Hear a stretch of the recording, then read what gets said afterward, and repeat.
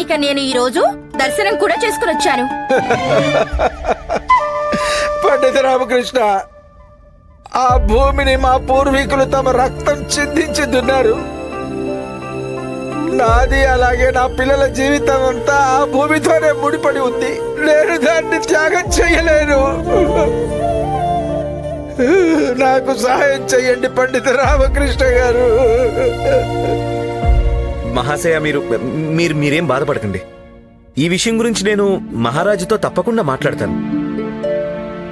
అలాగే ఈ సమస్యకు ఏదో ఒక పరిష్కారం చూడడానికి నా సాయశక్తిలా ప్రయత్నిస్తాను. ధన్యవాదాలు రామకృష్ణ, ధన్యవాదాలు.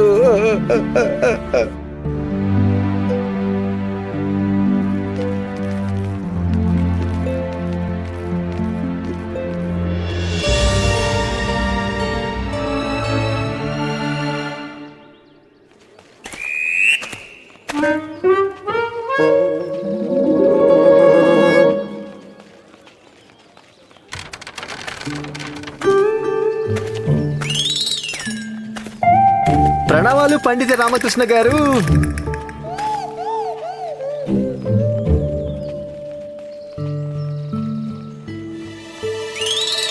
అరే, ఏమైంది రామకృష్ణ గారు?